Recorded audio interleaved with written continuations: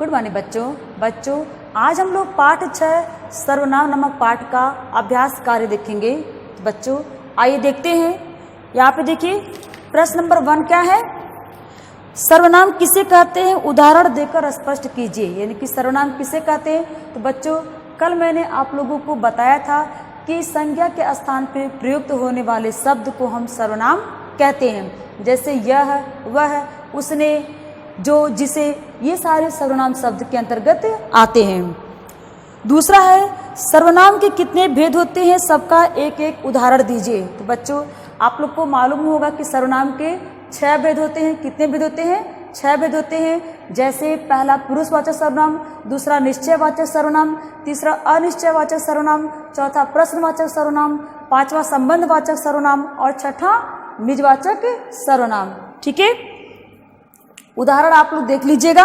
ठीक, आगे देखते हैं प्रश्न नंबर 3, निम्नलिखित वाक्यों में सर्वनाम शब्द रेखांकित करके दिए गए स्थान का भेद का नाम बताइए। तो यहाँ पे बच्चों सर्वनाम शब्दों को बोला जा रहा है कि रेखांकित करने के लिए और उसका भेद बताने के लिए कह रहा है। जैसे देखिए पहला क्या है, हे ईश्वर तुम ही धरती पर होने वाले अंधकार के संहारक हो। यहाँ पे देखिए हे ईश्वर तुम, यहाँ पे तुम जो है बच्चे, यहाँ पे देखिए तुम का प्रयोग हुआ है। तो तुम यहाँ पे कौन सा है, पुरुषवाचक सर्वनाम के अंतर्गत मध्यम पुरुष सर्वनाम है। कौन सा है, पुरुषवाचक सर्वनाम के अंतर्गत आने वाला मध्यम पुरुष ये है। दूसरा देखिए, उसे घट घट में राम के दर्शन होते हैं। किससे बात हो रही है? तो उसे, यहाँ पे देखिए उसे भी एक पुरुषवाचक सर्वनाम है और अन्य पुरुष के अंतर्गत ये आता है। किसके अंतर्गत आता है बच्चों? अन्य पुरुष के अंतर्गत आता है।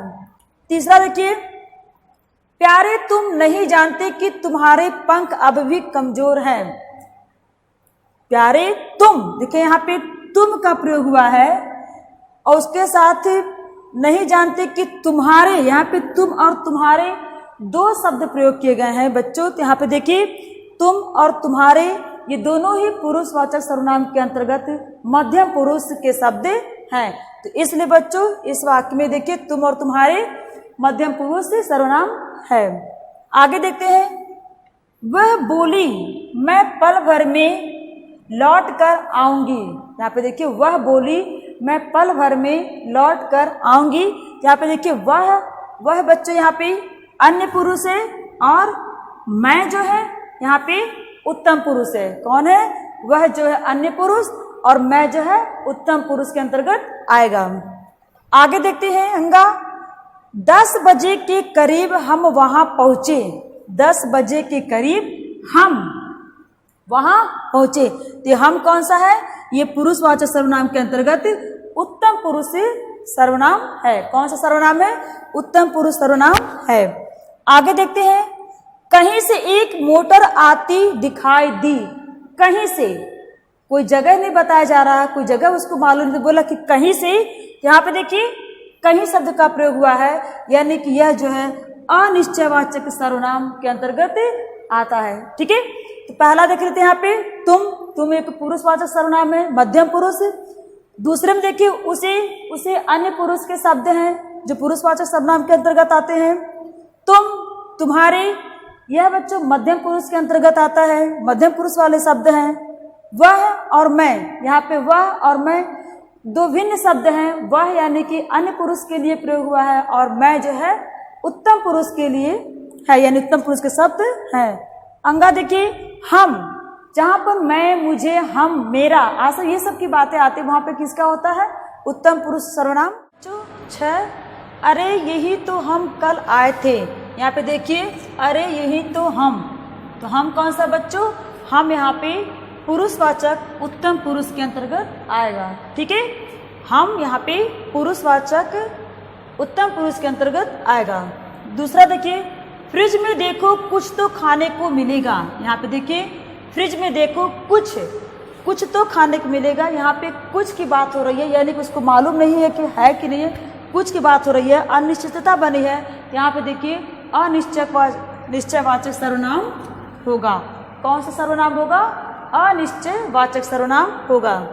आगे देखते हैं, जिसकी लाठी उसकी भैंस, यहाँ पे देखिए जिसकी उसकी, यहाँ पे लाठी और भैंस से उसका संबंध स्थापित कर रहा है। तो इस तरह से बच्चों संबंधवाचक सर्वनाम ये है। आगे देखते हैं, जो समय का महत्व समझता वही दुनिया में उन्नति करता। यहाँ पे देखिए जो की बात हो रही है, यानी कि जो समझता है इस समय के महत्व को वही जो है दुनिया में उन्नति करता। तो इस तरह से बच्चों आपका ये जो है संबंधवाचक सर्वनाम के अंतर्गत आएगा। यहाँ पे जो लगा करके शब्द को जोड़ा गया है, यानी कि एक वाक्य से दूसरे वाक्य को जोड़ा गया है कि जो समय के महत्व को समझता वही के माध्यम से जोड़ करके वही दुनिया में उन्नति करता। तो ये संबंधवाचक सर्वनाम के अंतर्गत आता है। एक बार पुनः देख ले बच्चों, यहाँ पे अरे यही तो हम कल आए थे, हम जो है पुरुषवाचक उत्तम पुरुष है। दूसरा हम देखिए, फ्रिज में देखो कुछ तो खाने को मिलेगा, कुछ यहाँ पे अनिश्चयवाचक सर्वनाम है। झ देखिए जिसकी लाठी उसकी भैंस, यहाँ पे जिसकी उसकी, यहाँ पे एक संबंध स्थापित कर रहा है। तो इस तरह से संबंधवाचक के सर्वनाम है। यहाँ देखिए जो समय का महत्व समझता वही, यहाँ पे जो और वही लगा करके एक वाक्य से दूसरे वाक्य को जोड़ा गया है। इस तरह से ये संबंध स्थापित कर रहा है। तो भी बच्चों ये संबंधवाचक सर्वनाम के अंतर्गत आता है। आगे देखते हैं बच्चों, अभ्यास कार्य 4 यहाँ पे दिया है। निम्नलिखित वाक्यों में जहां उचित है वहां सर्वनाम का उचित रूप लिख करके लिखिए। यहाँ पे देखिए एक वाक्य है, महेश की बहन के साथ आगरा गया। यहाँ पे ध्यान दीजिएगा, महेश की बहन के साथ। तो इस एक्सरसाइज में, इस अभ्यास से कार्य में कहा जा रहा है कि आपको जहाँ पे महेश यानी कि जहाँ पे संज्ञा शब्द की पुनरावृत्ति दिखाई दे रही है उस संज्ञा शब्द को हटा करके उचित सर्वनाम शब्द का प्रयोग करिए। यहाँ पे देखिए 2 बार महेश है, महेश आप में, एक इस महेश को काट करके हम अपने लिखेंगे महेश अपनी बहन के साथ आगरा गया। यहाँ पर की भी निकाल देंगे, ठीक है। तो ऐसे लिखेंगे महेश अपनी बहन के साथ आगरा गया। दूसरे में देखिए लिखा है, ऋतिक ने कहा जादू ऋतिक का मित्र है, मैं जादू को नहीं जाने दूंगा। ऋतिक ने कहा जादू ऋतिक का मित्र है, मैं जादू को नहीं जाने दूंगा। यहाँ पे देखिए ऋतिक काट करके यहाँ पे मेरा आप लिखेंगे। तो ऐसे लिखेंगे, ऋतिक ने कहा जादू मेरा मित्र है, मैं जादू को नहीं जाने दूंगा। तो इस तरह से आपका वाक्य शुद्ध होगा। आगे देखते हैं, प्रकाश झा ने अजय देवगन को लेकर प्रकाश झा की नई फिल्म प्रारंभ की। प्रकाश झा ने, देखिए फिर प्रकाश झा की संज्ञा की पुनरावृत्ति हुई है। इसके लिए हम करेंगे दूसरा जो प्रकाश झा है तो हम इसको काट करके यहाँ पे अपने लिखेंगे। तो ऐसे लिखेंगे कि प्रकाश झा ने अजय देवगन को लेकर प्रकाश झा की नई फिल्म प्रारंभ की। घ देखिए, पिता ने महेश से पूछा महेश हर दूसरे दिन विद्यालय से छुट्टी क्यों ले लेता है। तो आप ऐसे लिखेंगे, इस महेश को काट करके तुम लिखेंगे। तो आप लिखेंगे ऐसे कि पिता ने महेश से पूछा कि तुम हर दूसरे दिन विद्यालय से छुट्टी क्यों लेते हो। तो इस तरह से आपका ये वाक्य शुद्ध होगा। आगे क्या है, अंगा देखिए, कृतिका ने कहा, कृतिका के पिता के साथ बंगलौर जा रही है। यहाँ पे देखिए कृतिका 2 बार प्रयोग हुआ है। तो ऐसे आप लिखेंगे, कृतिका ने कहा मैं अपने पिता के साथ बंगलौर जा रही हूं। तो यहाँ पे देखिए ये दोनों कृतिका काट करके मैं और अपने इस तरह लिख करके उस वाक्य को हम शुद्ध करेंगे। इस वाक्य में उचित सर्वनाम लगाएंगे हम इस तरह से, मैं और अपने। तो इस तरह से वाक्य शुद्ध होगा। यहाँ पे फिर देख लीजिए, 2 महेश है तो महेश को काट करके हम अपनी का प्रयोग करेंगे। ऋतिक का काट करके यहाँ पे मेरा लगाएंगे। प्रकाश झा को हटा करके वहां पे अपने सर्वनाम का प्रयोग करेंगे। महेश हटा करके तुम सर्वनाम का प्रयोग करेंगे। और कृतिका हटा करके मैं अपने। इस तरह से इन सर्वनामों का प्रयोग करके आप वाक्य को पुनः लिखेंगे।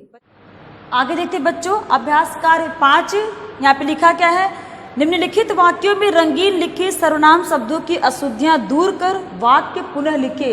यानी कि जो सर्वनाम शब्द रंगीन शब्दों में लिखे गए हैं वो अशुद्ध है, आपको इसे पुनः लिखना है। तो आइए मैं बता रही हूँ। यहाँ पे देखिए पहला क्या है, आर्यभट्ट अपने ग्रंथ को बहुत छोटा बनाना चाहते थे, उनके विचारों को कम से कम शब्दों में प्रस्तुत करना चाहते थे। तो इस तरह से बच्चों उनके काट करके हम वे अपने का प्रयोग करेंगे। तो इस तरह से होगा, आर्यभट्ट अपने ग्रंथ को बहुत छोटा बनाना चाहते थे, वे अपने विचारों को कम से कम शब्दों में प्रस्तुत करना चाहते थे। तो इस तरह से यह वाक्य शुद्ध होगा।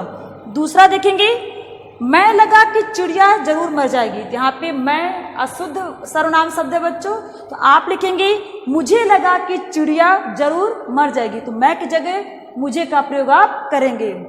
तीसरा है, तो चिड़िया तू घर बना ही लिया। यहाँ पे देखिए तू का प्रयोग हुआ है, इसको हटा करके हम लिखेंगे तो चिड़िया तुमने घर बना ही लिया। तुमने और अपना भी लिख सकते बच्चों, आप अगर लिखना चाहे तो लिख ले, तुमने अपना घर बना लिया। तो इस तरह से ये भी वाक्य शुद्ध होगा। चौथा देखिए, मेरे को आज भी वे संध्या भूलती नहीं। तो यहाँ पे देखिए मेरे की जगह मुझे आज भी वह संध्या नहीं भूलती। तो मेरे को जगह मुझे और वे की जगह वह लिख करके आप वाक्य को शुद्ध करेंगे। आगे देखते हैं, अंगा में देखिए, न उससे कभी अहंकार हुआ, न कोई मानसिक ग्रंथि बनी। तो उसने की जगह बच्चों आप उसे लिखेंगे, न उसे कभी अहंकार हुआ और न कोई मानसिक ग्रंथि बनी। तो वहां पे उसने की जगह आप उसे का प्रयोग करके वाक्य को पुनः लिखेंगे।